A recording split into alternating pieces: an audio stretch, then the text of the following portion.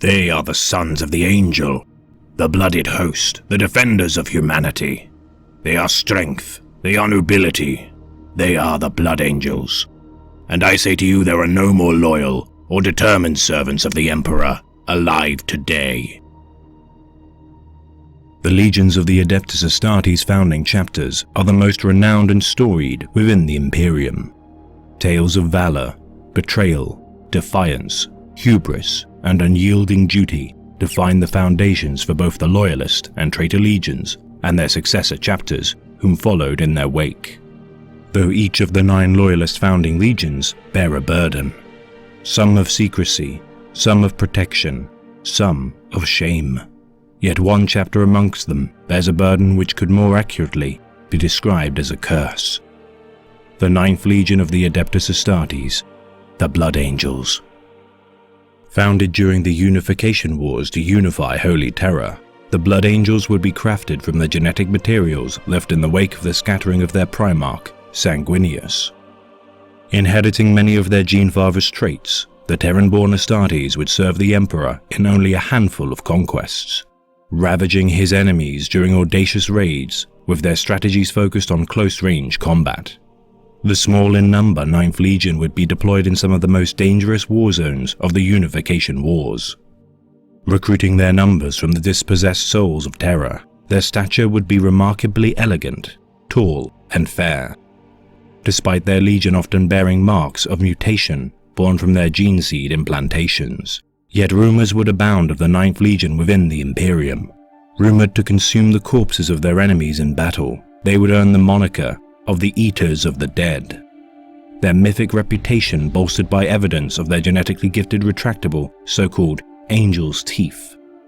The 9th Legion's misfortune would only increase with their deployment to backwater planets such as Neptune and its moons. Losing 12,000 warriors during their conquest of the world, the 9th Legion would nonetheless survive their mission and replenish their number with the barest of human dregs within Neptune's tunnel systems. Enduring beyond excruciating losses and circumstance, the 9th Legion would define its early service as a legion capable of being renewed with each catastrophic loss, only to grow stronger. With even Malcador the Sigillite dubbing the 9th Legion as the Revenant Legion. Fighting alongside similarly denigrated legions such as the 12th Legion, the Warhounds, the 9th Legion would go on to fight during the Great Crusade as a brooding, methodical, and bloodthirsty symbol of humanity's indomitable will, a task they would relish with grim pride. The wider Imperium would shun the 9th Legion, as its campaigns throughout the stars would divide and distance the Legion's might. Many red cults would form from the fractured Legion, conducting bloody pagan rituals that would invite censure by the Imperium on several occasions. The administratums of the Imperium resolving to supply the barbarous 9th Legion with little advanced weaponry to attempt to rein in their bloodlust. Yet an event would turn the 9th Legion from their heretical ways: the discovery of a young child of the planet of Baal, the long-lost son of the Emperor of mankind, Sanguinius. With the rediscovery of the Primarch of the 9th Legion, Sanguinius would rename his gene sons to be known as the Blood Angels, merging the Terran-born Astartes of the Unification Wars with the sons of Baal. Their Primarch, the Great Angel, would bow before his sons, offering them loyalty and service without reservation. A welcome gesture to the routinely shunned and isolated 9th Legion, the Blood Angels would grow to adore their Genefather. His shedding of blood alongside them in battle and endeavors to cure the Legion of their bloodlust, further bolstering their love for their Primarch. Serving alongside the Lunar Wolves Legion commanded by Horus Lupercal, the 9th Legion would learn from the 16th Legion's martial prowess and dignity for over a decade, transforming the Blood Angels from barbaric butchers to noble warriors. With Primarch Horus Lupercal instilling values within the Blood Angels, such as pride, to replace their desire for blood and carnage. Sanguinius would instruct his legion to bring planets under compliance with peaceful means, pacifying its peoples without the need to shed a single drop of blood. Sanguinius would also teach his sons the cultural hobbies he had adored on his homeworld of Baal. Poetry and art would be instilled within the Legion as hobbies to adopt. leading to the Legion to go to extreme lengths to procure materials for their art projects, fighting hideous beasts that guarded their precious bloodstones, fauna, and pigments necessary to create their paintings. No longer were the Blood Angels monsters spoken of to instill fear into the hearts of men. Now they were icons of the Imperium's nobility, courage, and glory. Yet even with such accolades and reinventions of the Legion's character, its sons would continue to suffer greatly from their curse, a curse which their Gene Father would attempt to keep secret, and one day, cure. The bond between Horus Lupercal and Sanguinius had grown immensely, as the two saw each other as the closest of their brothers. Likewise, their legions would share a similar kinship. In an attempt to mitigate the chances of facing his beloved brother and his legion in battle, Horus Lupercal would dispatch the Blood Angels to the Cygnus cluster at the opening stages of his treacherous rebellion against the Imperium. Snared by traps of the devising of the War Master and his foul benefactors of chaos, the Blood Angels and their Primarch would be beset by armies of demons. With most of the Legion's fleet crew unaware of the forces of chaos, the demons would wreak havoc amongst their number. Rallying his senior officers, Sanguinius would command his legion to combat this unknown threat to the Imperium.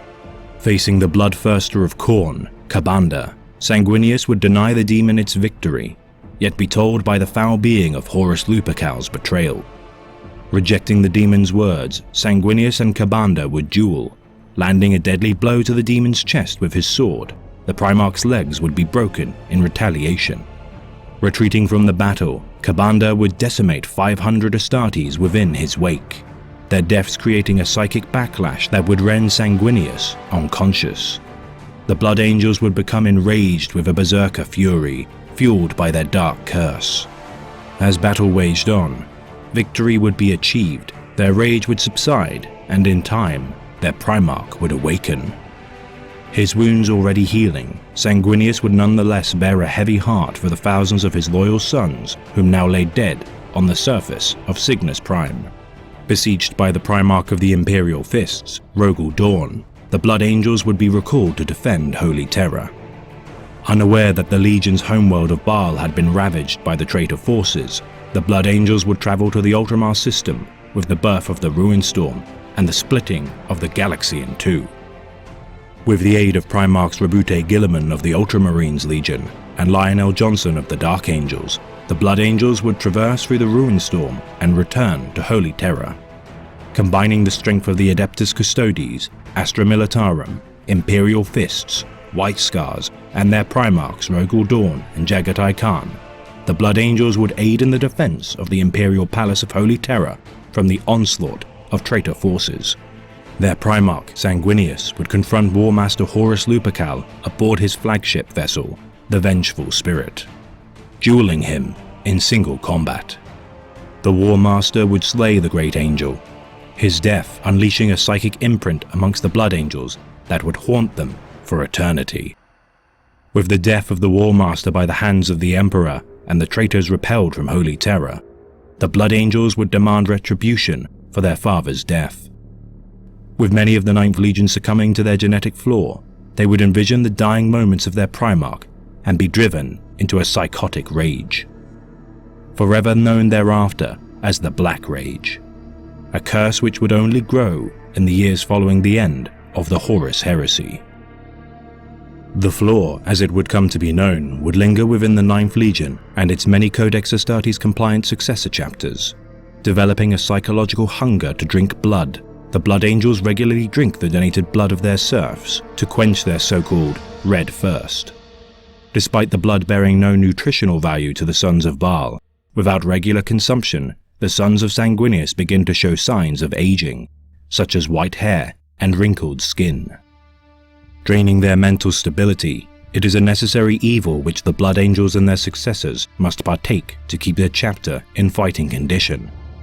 Though should a Blood Angel not resist the call of the Red Thirst, he shall become mutated and monstrous in form.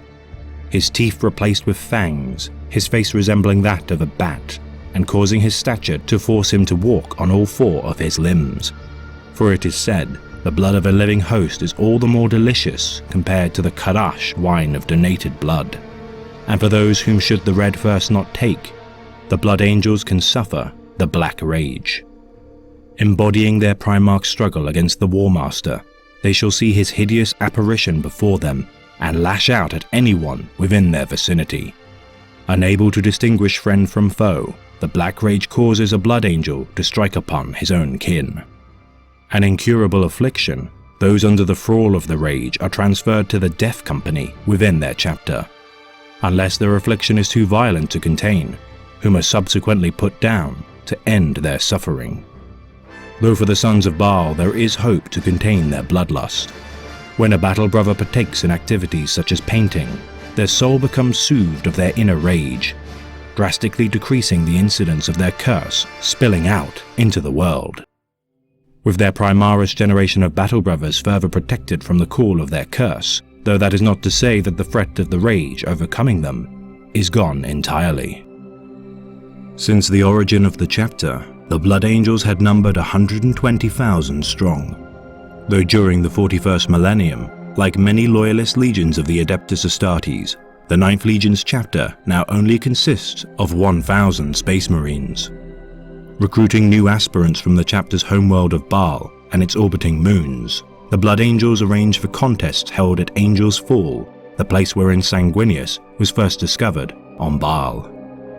Tasked with traversing to the place of challenge via a hostile desert, fire scorpion-infested canyons, and other perilous environmental hazards, the aspirants then must face one another in gladiatorial battle. Of the 50 surviving aspirants from the trials, they are taken by Thunderhawk gunships to Baal's fortress monastery, the Arx Angelicum. Standing vigil for 72 hours without rest, the aspirants that fall asleep are removed by the monastery's blood servitors, their fates unknown to those outside the chapter. Once their vigil is ended, the aspirants are offered a chalice by the sanguinary priests, drinking the blood from within, which many claim contains a portion of the great angel's own blood. The aspirants are left comatose and entombed within caskets within the hall of the sarcophagi. For a year, the slumbering recruits are kept alive by the casket's life support systems. Continually injected with the blood of Sanguinius, their bodies undergo rapid changes, causing many of the aspirants to die from the traumatic transformation wrought by their gene seed. Some awaken during the process, becoming insane within their dark, cold, claustrophobic existence. With only a small number adapting, overcoming the odds and becoming new members of the Blood Angels chapter. Consisting of 10 companies, each one is commanded by a captain, who is in turn defended by an honor guard, with exceptions given only to the companies of the Sanguinary Guard and Death Company.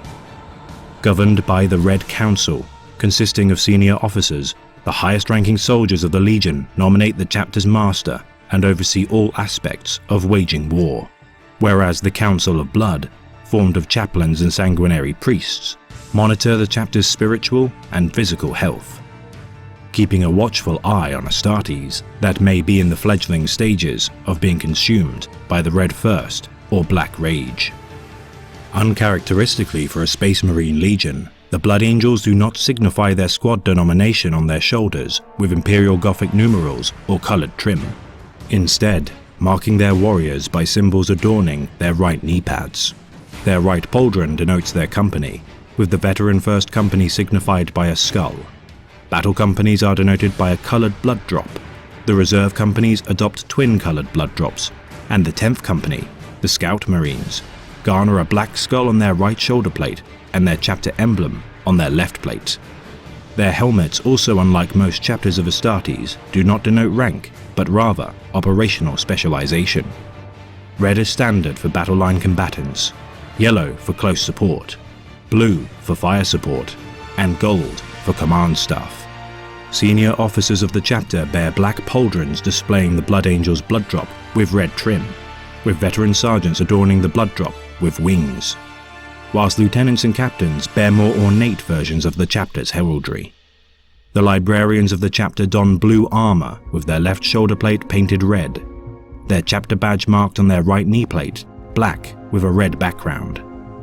Sanguinary priests bear red armor trimmed with white, their rank emblazoned on their left shoulder plate, And for the unfortunate souls of the Death Company, their armor is repainted black, marked with red crosses to denote their sacrifice to their Primarch and doomed fate to fight until death for their chapter.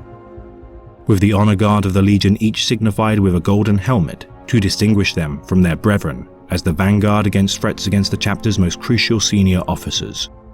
And though there are many successors of the Sons of Sanguinius, many bear great resentment for the dividing of their Legion.